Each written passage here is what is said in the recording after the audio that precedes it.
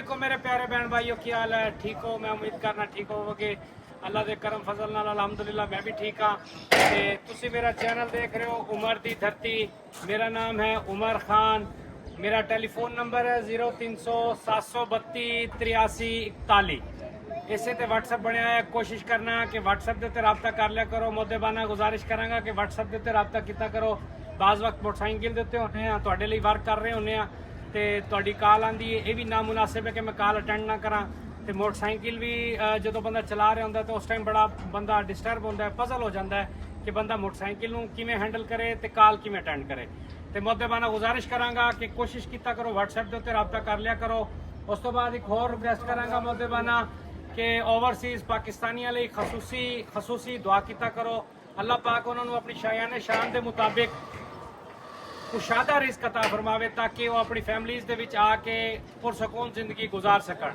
इस तो बाद अपनी वीडियो का इफ्तिताह करांगे, शुरू करांगे वीडियो अपनी। 3.5 मरला मकान लेके मैं हाजिर होया। लोधी कॉलोनी है जी, कॉलोनी का नाम है लोधी कॉलोनी और मेन बाईपास तो बिल्कुल करीब है। सिर्फ 2 एकड़ का फासला, यानी कि 400 फीट ਦਾ फासला है। 400 फीट बंदा बासानी पैदल 3 तो 4 मिनट 5 मिनट ਦੇ ਵਿੱਚ बासानी वाक के तौर पर बंदा जा सकता है और आ सकता है। मेन ਜਿਹੜਾ ਸਾਡਾ रोड है ना बाईपास वाला ਉਹਦੇ ਤੋਂ। ਤੇ ਉਸ ਤੋਂ ਬਾਅਦ ਸਿਟੀ ਦਾ ਮਕਾਨ ਹੈ, ਬਿਲਕੁਲ ਪਲਾਟ ਦੇ ਪੈਸਿਆਂ ਦੇ ਵਿੱਚ ਲੈ ਕੇ ਹਾਜ਼ਰ ਹੋਏ ਆ। बहुत अच्छी लोकेशन पे है, सेवरेज पाई हुई है। मेरा भाई तो जरा कैमरामैन तो दिखा सकता है। मेन बुलेवार्ड है, मेन गली यही है। मेन गली तो इंटर हो के ते ओ मेन तो उतो चढ़ के सीधा 2 एकड़ की मुसाफियत के उत्ते जिहड़ा है ना मेन रोड आ जाता है, बाईपास आ जाता है जी। उस तो बाद अंदर चल के तुहानूं मकान का विजिट कराने। बिल्कुल 0 प्राइस है मकान की, बिल्कुल घट पैसे ने। इतने पैसे दे विच जिहड़ा मकान बनता भी नहीं।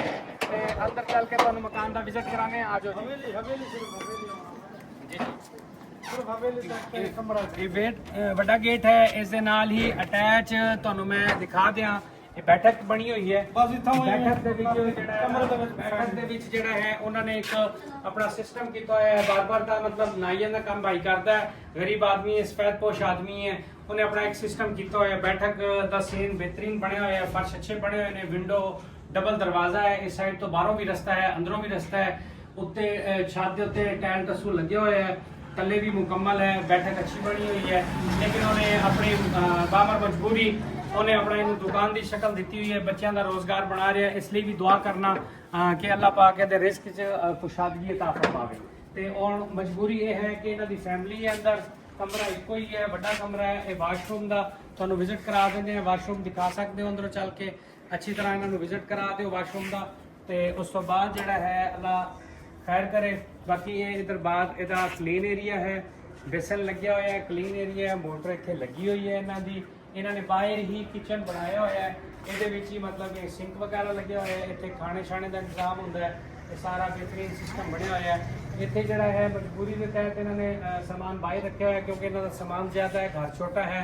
अगर इत्थे भी कोई छोटा जिहा इहनूं कमरा अटैच की शक्ल दी जाए गुंजाइश होने के बाद, तो इनू मतलब ये अपना समान बआसानी रख सकते हो। लेकिन कमरा हाल है, पीछे फैमिली है, इन्हों की मजबूरी यही है कि असी अंदर नहीं जा सकते। माजरत नाराज़ ना होना, यदा मुकम्मल तुहानूं असी विजिट नहीं करा सकते। तो फैमिली के लिए कोई जगह नहीं है जिधर उन्होंने असी शिफ्ट करिए तो तुहानूं कमरे का विजिट कराइए। उस तो बाद मैं ये कहना चाहूँगा अपने भैन भाइयों को, जिन्हों भी मकान चाहिए हो वो फौरी रबता करे, क्योंकि 30 तो 40 हज़ार 15 हज़ार 20 हज़ार 10 हज़ार बंदा देखता है। तो सिर्फ तुहाडी मोहब्बत ने जी, और फौरन जो रबता करता है उस दे नाल इंशाअल्लाह साडी डील हो जाती है। क्योंकि असीं इंतजार नहीं करना होंदा, क्योंकि पार्टी जी जिहदा मकान होंदा है उन्होंने भी एमरजेंसी पैसे चाहिए होंदे ने। वो कहंदे ने जी बस जिहड़ी पार्टी आवे तुसीं डन कर दिओ। तुसीं कोशिश किया करो, फौरी रबता किया करो।